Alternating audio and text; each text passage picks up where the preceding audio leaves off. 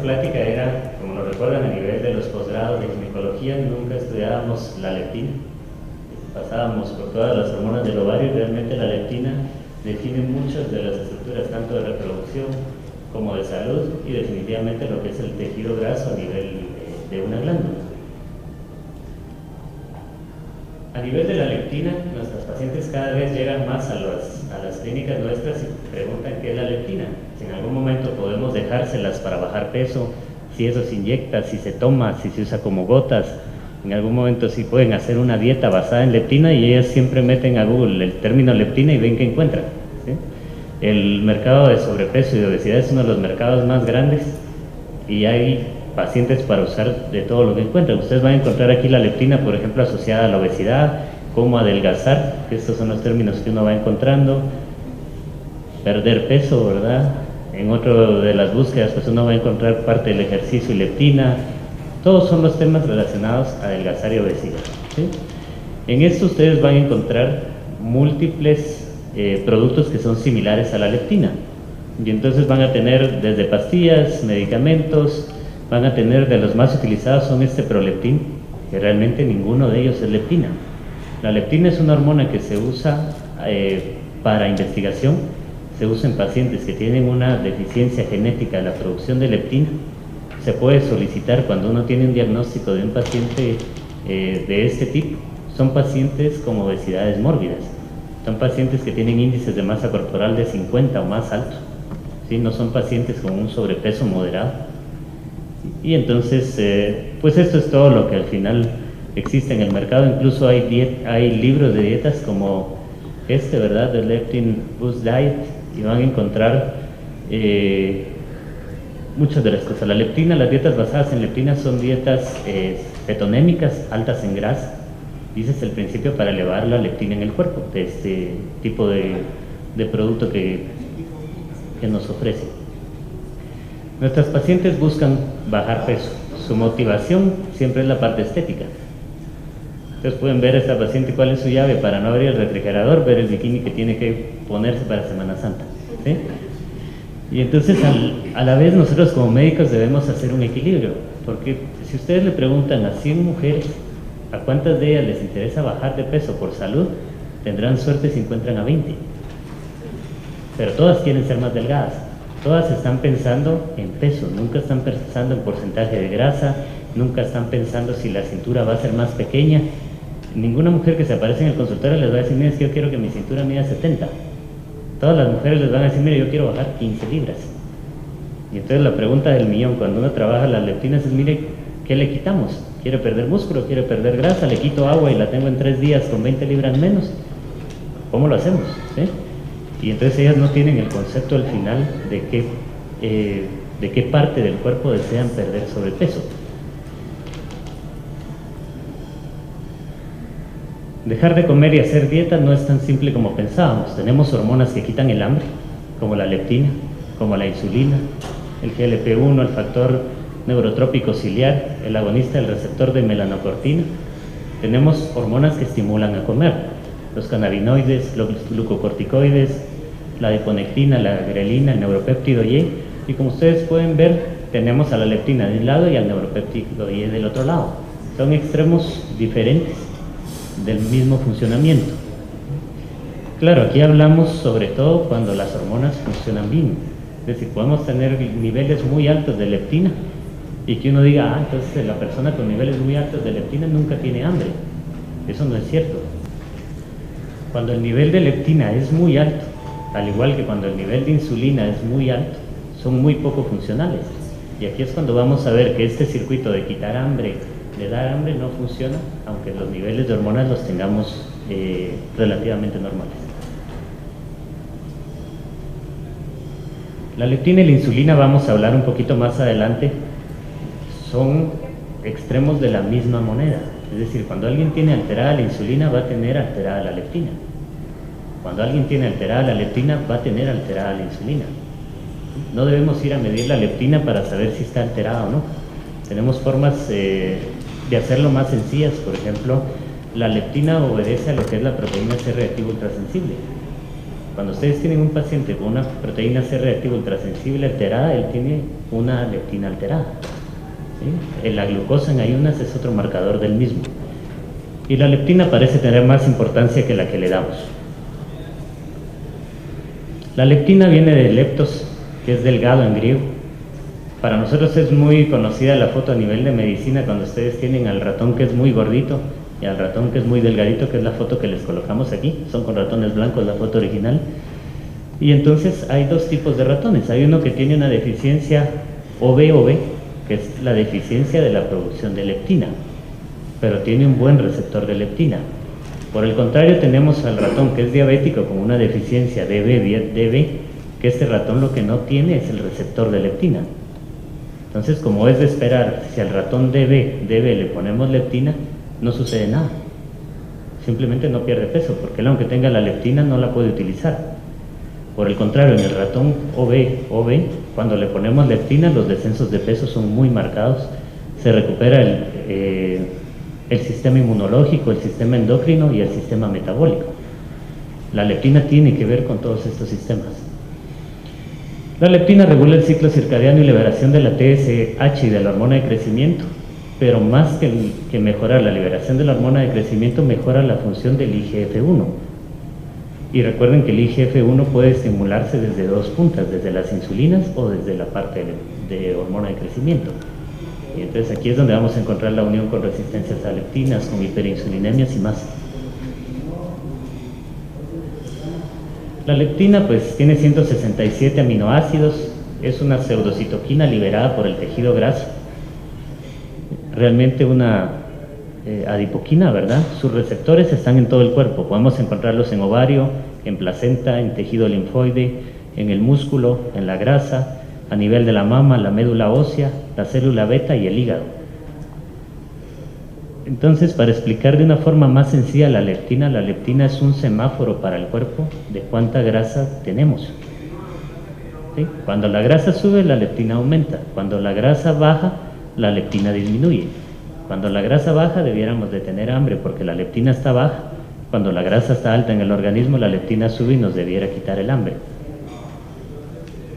Y entonces tenemos algo interesante que es, bueno, ¿por qué la persona con sobrepeso siempre pasa con hambre? ¿Sí? La persona con sobrepeso siempre necesita porciones más grandes, necesita comer más seguido. No es difícil verlos levantarse 2 de la mañana, ir a la cocina y comer. Y entonces, ¿qué pasa? Tenemos una resistencia a leptina, similar a cuando hay una resistencia a insulina. Él tiene leptina y la tiene muy alta porque el tejido graso la produce. Simplemente los receptores, al igual que con la insulina, se meten dentro de la célula y ya no están disponibles para hacer su función. El patrón circadiano de la leptina es nocturno, entonces la leptina es la responsable de que no nos alimentemos en las noches. La responsable de que podamos tener un sueño continuo y levantarnos por la mañana ya a comer cuando baja. Hay mayor liberación en mujeres que en hombres y sus niveles son más altos en la fase lútea. Si a una mujer ustedes le dijeran que ponga por cruces cuando come más carbohidratos, siempre los va a hacer en la fase lútea y más cercano a la menstruación. Y la menstruación es el pico de ello. Los niveles aumentan con la edad y también su resistencia. Y entonces esto es fácil de explicar porque con la edad también aumentamos el porcentaje de grasa, aumentamos el peso. Y entonces va acorde a eso. Nosotros a nivel de Health Institute manejamos un principio y es que la persona tiene la edad que tiene su edad metabólica. ¿Sí? Yo tengo pacientes de 24 años con edades metabólicas de 90 y tengo pacientes de 70 años con edades metabólicas de 35 y la actividad, el nivel de energía y cómo se sienten es extremadamente diferente en ambos. ¿Sí? Los receptores de leptina, pues tenemos al final 6 receptores. El receptor funcionante es el OBRB, ese es el receptor que va a tener la actividad leptina. El OBRA y el OBRC se encargan de que la leptina entre al cerebro. Esa es su función. El OBRE es una subparte del receptor RB y que lo único que hace es atrapar la leptina para que no tenga función. Entonces este es uno de los mecanismos de resistencia a leptina que se propone, que es una subida del receptor RE para atrapar a la leptina y que nunca llegue al RB. Pueden ver que la función va determinada por las tirosinasas, que son 3 a nivel del RB, y que los otros receptores no las tienen completas.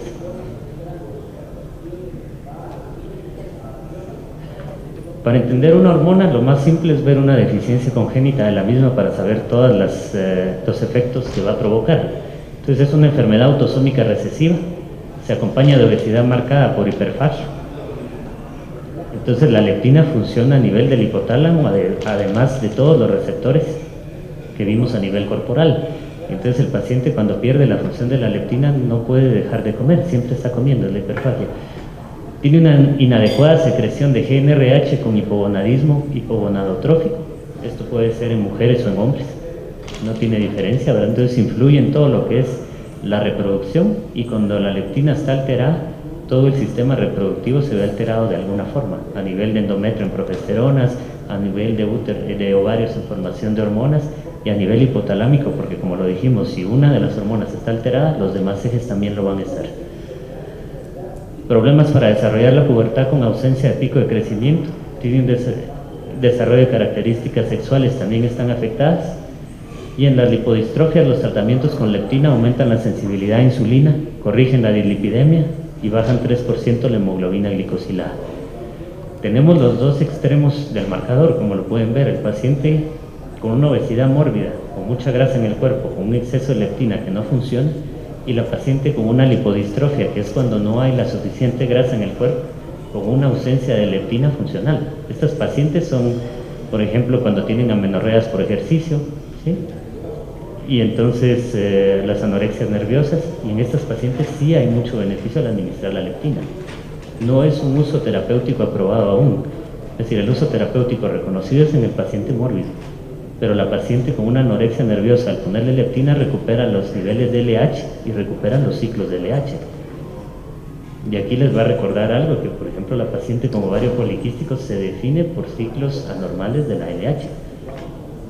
Y entonces podemos concluir inmediatamente que la leptina tiene influencia en ese ciclo, aunque los estudios no lo estén describiendo.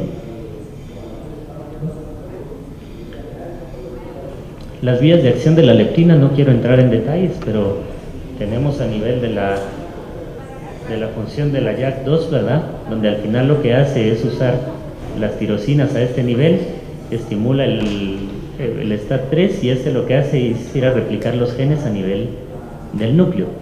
A nivel de la SOX1-3, esto lo que hace es inhibir la función de la leptina. Entonces ella misma en su actividad y en su ciclo, tiene su ciclo para funcionar y su ciclo para inhibirse. Tenemos la función aquí a nivel del receptor de insulina 1, y ustedes saben que todo el problema en la paciente con ovario poliquístico y toda la paciente con diabetes está a nivel de este receptor, que en lugar de unirse a una tirosina se une a una treonina, y entonces la leptina puede influir tanto en la resistencia a insulina como lo hace la insulina misma. Y aquí pues ya su cascada, como todos la conocemos. Y aquí tenemos el último, que es a nivel del MAPK o del ERP, que es todo el ciclo de reproducción celular. Y entonces aquí también la leptina tiene una función sobre lo que es la reproducción celular, los ciclos de la célula. En el núcleo arcuato del hipotálamo hay neuronas que coexpresan el neuropéptido Y y el AGRP, ¿verdad? Ambos son potentes estimuladores de la ingesta. Adyacentes a estas hay neuronas que coexpresan el POMC y la CARP, que inhiben la ingesta. Entonces por eso podemos ver que tenemos los ciclos unidos, tanto de alimentación como de falta de hambre en estas hormonas. Estamos hablando todo a nivel de hipotálamo. Entonces se dan cuenta que a nivel de hipotálamo van a influir todas las hormonas que tengamos para que esto funcione.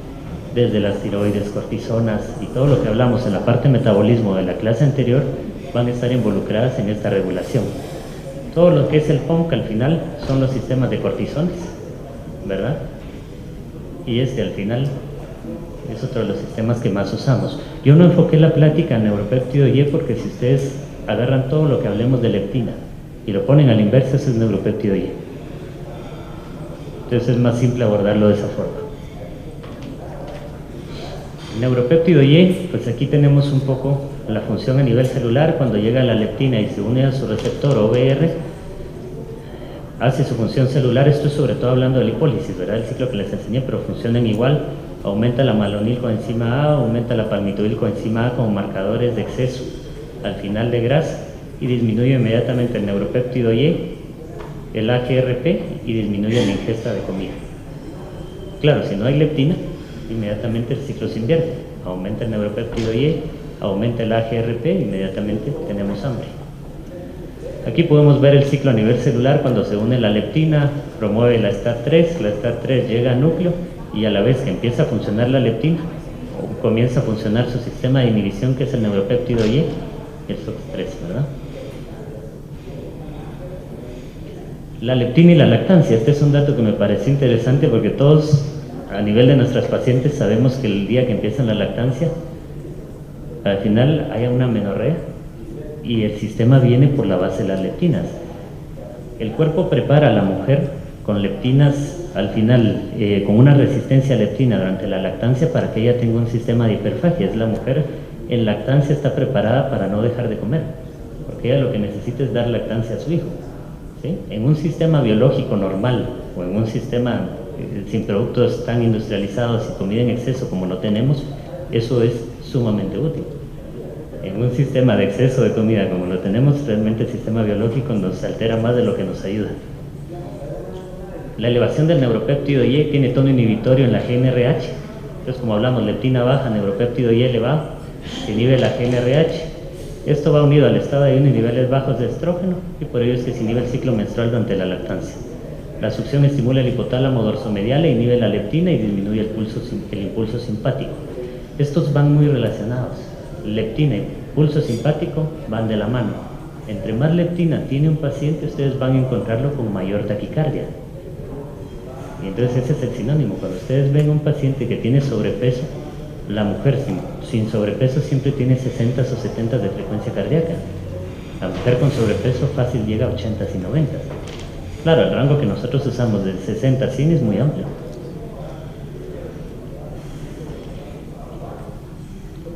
La leptina controla nuestro sistema inmunológico. Entonces podemos verla aquí en el centro de acción, cómo va a influir la célula T, cómo va a influir a nivel de los monocitos, cómo va a influir a nivel de los natural killers y a nivel de la célula B también, a nivel de los anticuerpos. La leptina se formó al principio, no la leptina, la grasa se formó en todos los animales invertebrados como el principal órgano inmunológico. Entonces, si el animal tenía muy poca grasa, no le era posible responder a infecciones. Si el animal tenía mucha grasa, vivía siempre como que tenía una infección. Ahora, lo interesante es que en naturaleza no existen los sistemas de mucha grasa. Si ustedes ven en la naturaleza, los sistemas de sobrepeso no existen, el animal siempre está en su peso. Cuando los encerramos, cuando al final de cuentas los traemos a casa, es cuando los volvemos, ahí hay perros diabéticos, ¿no? A nivel también del timocito, pues la leptina tiene su actividad y entonces va a influir sobre la célula T para que se convierta en una memoria TH1. Si ustedes recuerdan, la memoria TH1 es la que está influida a nivel de asma. Todas las respuestas inmunológicas extremas son TH1. Las respuestas TH2 son antiinflamatorias. Y entonces, claro, necesitamos los dos extremos. Necesitamos estar en medio. Pero aquí es donde podemos encontrar un poco la relación entre que nuestros pacientes con sobrepeso o exceso de leptina o exceso de grasa, que les mencionaba, no siempre el exceso de grasa se acompaña de sobrepeso, al tener niveles más elevados de leptina, siempre van a presentar algún tipo de enfermedad inmunológica. Hay un estudio interesantísimo, por ejemplo, tratando colon irritable. Que uno dice, bueno, colon irritable va un poquito del lado inmunológico, va un poquito del lado de estrés.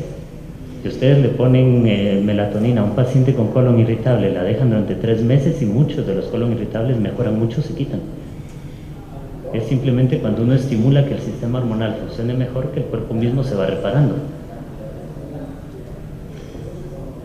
La leptina y la insulina. Bueno, tenemos el hipotálamo, y cuando tenemos los adipocitos en mayor número o más llenos, tenemos inmediatamente una respuesta simpática alterada y una resistencia a leptina. Y esto inmediatamente, la hiperleptinemia, como pueden ver, va a promover la proliferación celular, va a promover la lipogénesis, va a disminuir la lipólisis y va a disminuir la termogénesis. Todas son llaves para aumentar la grasa en el cuerpo. Entonces, este concepto es interesante, no siempre es el número de adipocitos lo que condiciona eso. Cada uno de nosotros tiene un adipocito y tiene una capacidad de llenarlo. No importa si somos delgaditos, no importa si somos gorditos, el adipocito se llena y nos enfermamos. Así de simple, ¿sí? Y esa es la diferencia, que podemos ver una mujer que gana 20 libras y volverse hipertensa, o podemos ver una que gana 40 libras y no lo es. ¿Qué se va a buscar? Es decir, la tendencia, por ejemplo, de la endocrinología ahora es poner una insulina en el paciente que ustedes diagnostiquen con prediabetes. Eso quiere decir que la paciente que llegue con un ovario poliquístico a la clínica de ustedes debieran ponerle una insulina. Dosis bajas, 8 unidades, 10 unidades, 12 unidades, y la paciente lo que se ha demostrado es que va a permanecer mejor a nivel de la vida y funcionando pues, bien. La pregunta siguiente, ¿cuál es? Es decir, si uno le pone una insulina a esta paciente, uno le va a dar la capacidad de aumentar el número de adipocitos. Ella va a poder hacer más adipocitos y entonces llenar menos el número que tiene. Y entonces tener menos tendencia a enfermar. ¿Sí? Ahora la pregunta siguiente es qué va a pasar la siguiente generación. Porque eso es lo que estamos viendo a nivel de Estados Unidos. Ustedes están viendo que la gente cada vez tiene más sobrepeso y es más obesa, pero es porque el cuerpo los está protegiendo para no volverse diabéticos. Estados Unidos no es difícil que ustedes vean un paciente con 400, 450 libras, sin alteración de la presión, sin alteración del sistema de diabetes, pero las rodillas no le aguantan y tienen insuficiencia cardíaca mecánica. Y entonces en nuestros pacientes siempre va a quedar la duda, el día que hagamos esto para corregir, por ejemplo, la leptina o el síndrome de ovario poliquístico, lo que estamos alterando es su próxima generación. Lo vamos a ver más adelante. Hay una relación marital adipocito-miocito, y como todas relaciones maritales hay conflictos y hay buenos momentos, ¿verdad? Entonces la leptina disminuye la resistencia a la insulina en el músculo y promueve la lipólisis. O al menos eso debiera ser. Esa es la diferencia. En la persona que es delgada y en la persona que funciona bien, hay resistencia a subir de peso. Si ustedes se dan cuenta, en la adolescencia, uno puede comer casi lo que quiera y no hay modo de que uno suba de peso, al día siguiente incluso bajó. Cuando se altera este sistema, la lipólisis deja de existir y solo acumulamos, ¿verdad? Al aumentar la grasa se promueve la agregación plaquetaria y la estimulación exagerada del sistema simpático. Aquí vamos a ver la relación que hay con el sistema cardiovascular, infartos, aterosclerosis. Y la sarcopenia y la regulación a la baja de receptores condicionan el divorcio adipocito-miocito. A lo largo de la vida vamos perdiendo músculo. Esa es la realidad, no importa si conservamos el peso o no. Conforme nuestras hormonas sexuales y luego las demás bajan, todos perdemos músculo, ganamos grasa, ganamos leptina y el sistema empieza a alterarse. Si ustedes logran crear músculo en una persona, ustedes la rejuvenecen. ¿Sí? Si ustedes le pierden peso a la persona pero le aumentan la grasa, ustedes la envejecieron. Y entonces en este sistema de la sarcopenia, entre más sarcopenia hay, más receptores se quedan guardados a nivel de la célula. Y entonces va a haber menos función de la leptina.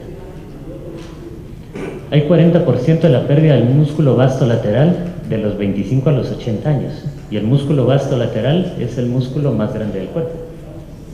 Entonces van a ver una relación directa y es muy fácil de evaluar. Cuando una persona pierde su capacidad muscular, las mujeres pierden la capacidad de prensión en las manos, pierden la capacidad de los músculos glúteos para levantarse las sillas. No es una pérdida total, simplemente les cuesta más. La persona mayor ustedes ven que agarra la silla y con los brazos empuja para levantarse, ¿sí? En el hombre no se pierde la prensión de la mano, pero sí se pierde la fuerza del músculo glúteo. Entonces es una forma fácil de evaluar cuánta sarcopenia tenemos, cuánta hormona de crecimiento tenemos, aún sin medirla bioquímicamente. Hay aumento de las adipoquinas inflamatorias simplemente porque hay más grasa.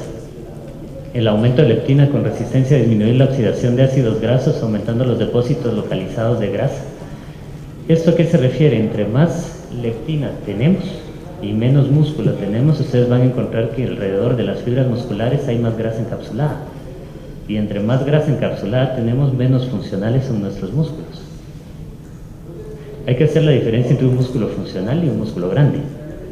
¿Sí? Aumentar de volumen un músculo no quiere decir que tenga la fuerza del volumen que está presentando.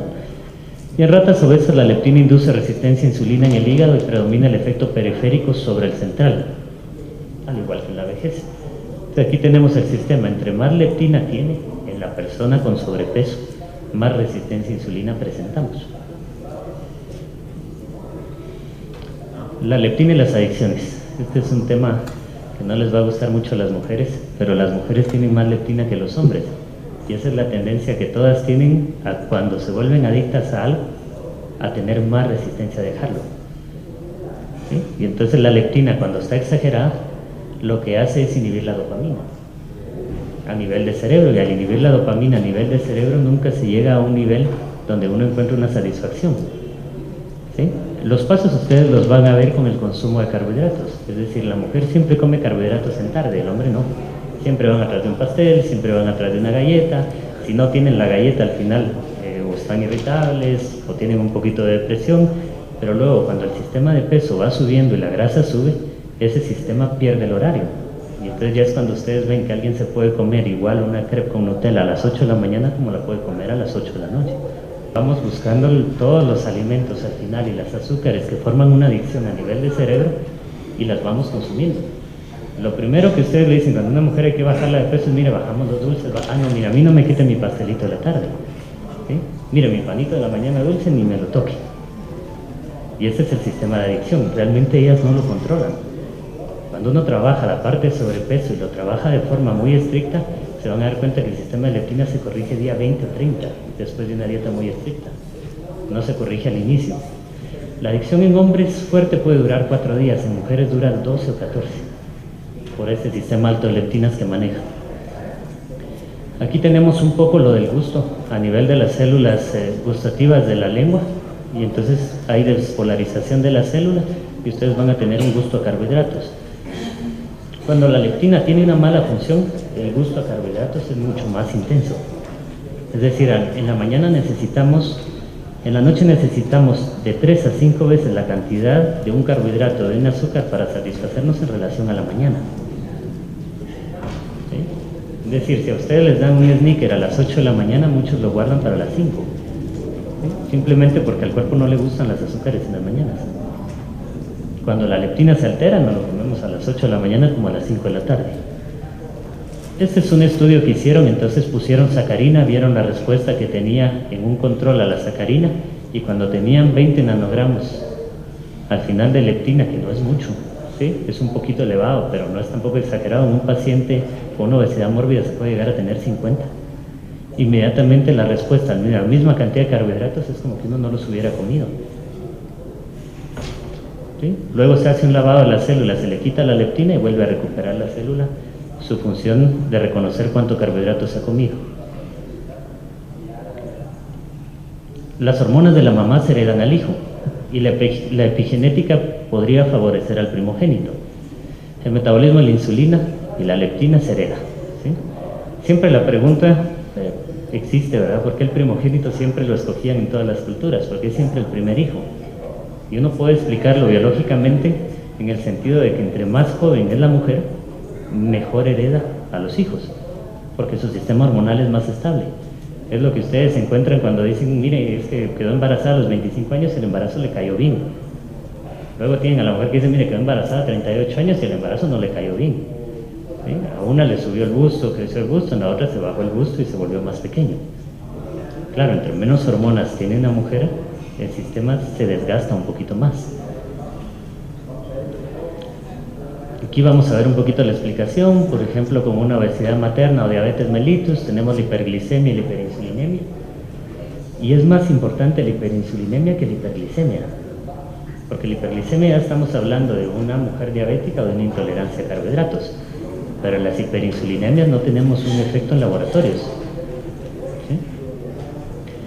Esto inmediatamente les va a alterar, va a ir disfunción del adipocito, hay disfunción de la célula pancreática y hay cambios hipotalámicos. Es decir, la madre que tiene hiperinsulinemia o hiperleptinemia en su caso ya alteró estos 3 sistemas. ¿Qué es lo que va a haber luego en sus hijos? Pues va a haber obesidad, ¿sí? Va a haber más predisposición a diabetes y enfermedad metabólica, va a haber disfunción endotelial y va a haber hipertensión. Entonces este sistema del que hablábamos, que si un día llegamos a darles insulina a las mujeres con ovario poliquístico temprano, lo que se va a predisponer es a los hijos a esto. Hay que cambiar actitudes, hay que enseñarle a las pacientes cómo comer, hay que enseñarles cómo bajar de peso, hay que apoyarlas en ese proceso. Ellas deben entender que es importante, porque al final todos buscamos una pastillita mágica. Es decir, si a todos nos dicen, mire, usted puede comer toda la vida, póngase 10 unidades de insulina y no le va a pasar nada, yo les aseguro que muchos nos inyectamos, ¿sí? Claro, porque no conocemos todo lo que viene luego.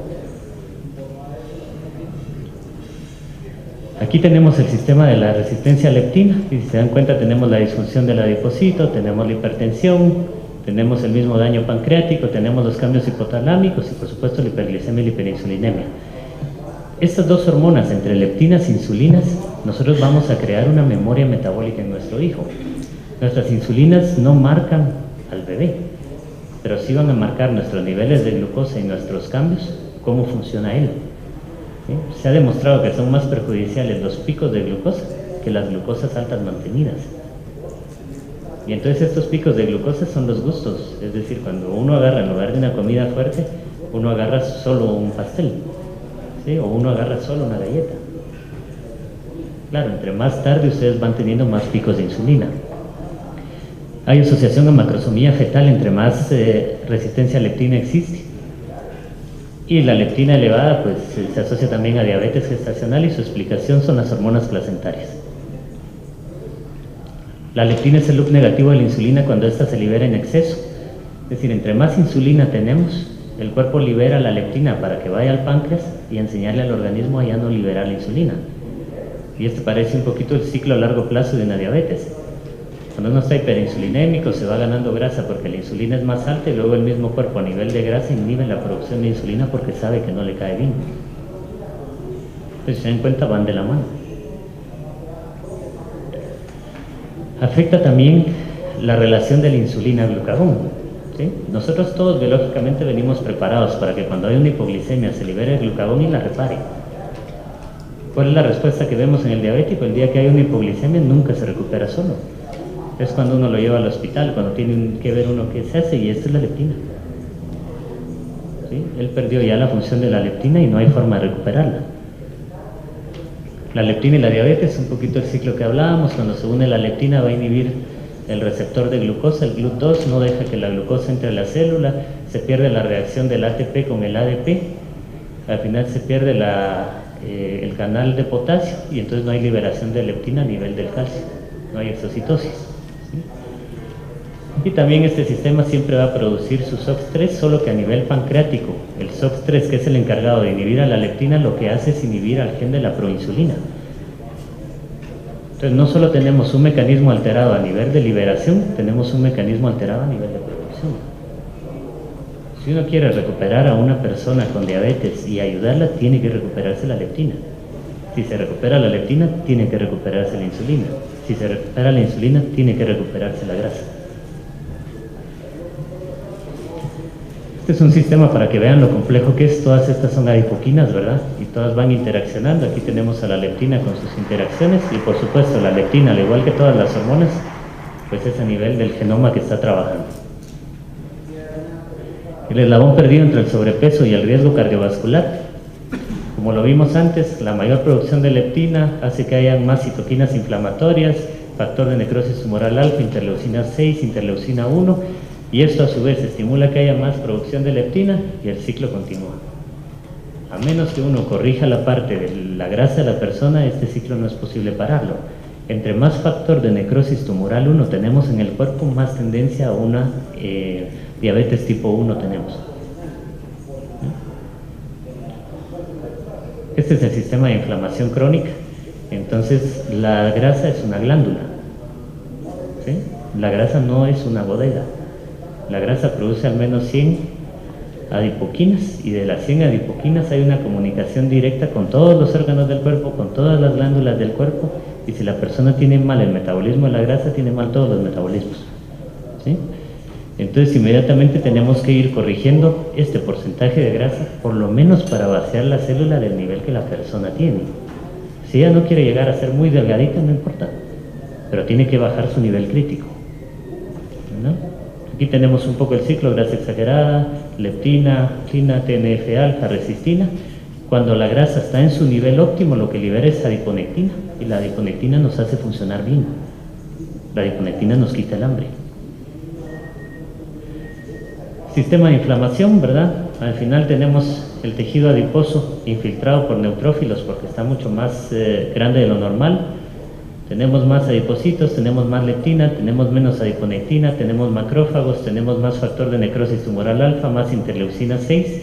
Esto inmediatamente llega al hígado, aumenta la glicogenólisis y aumenta la gluconeogénesis. Esto es lo que pasa en todos nosotros cuando vamos alterando la grasa y empezamos a amanecer con glucosas más altas todas las mañanas.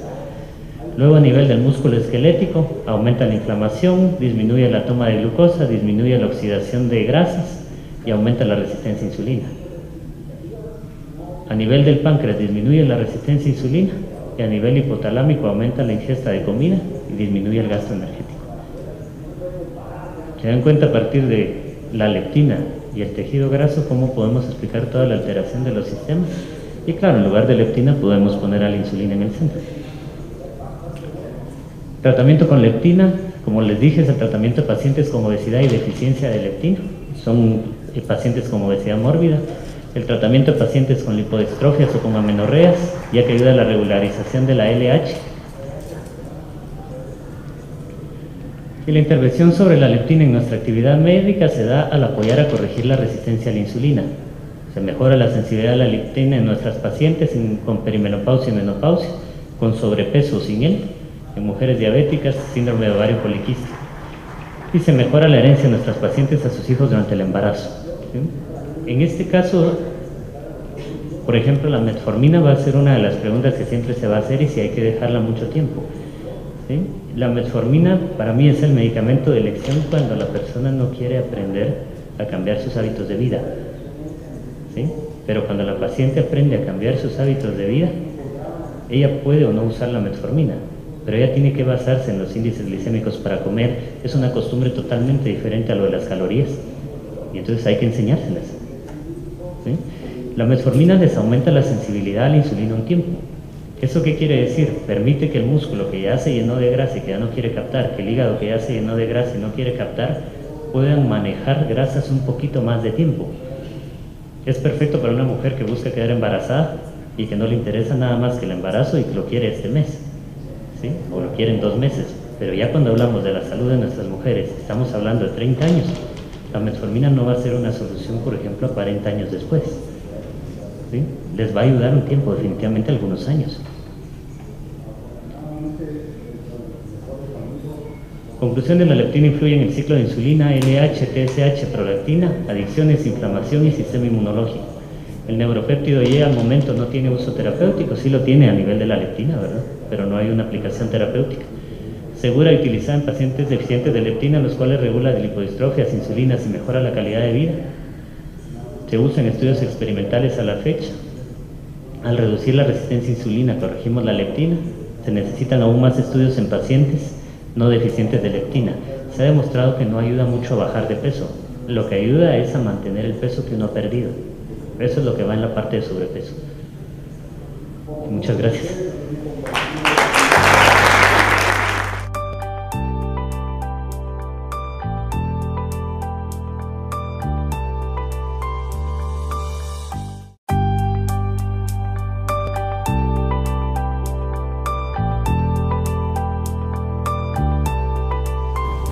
Vamos a platicar hoy de la leptina, una gran desconocida.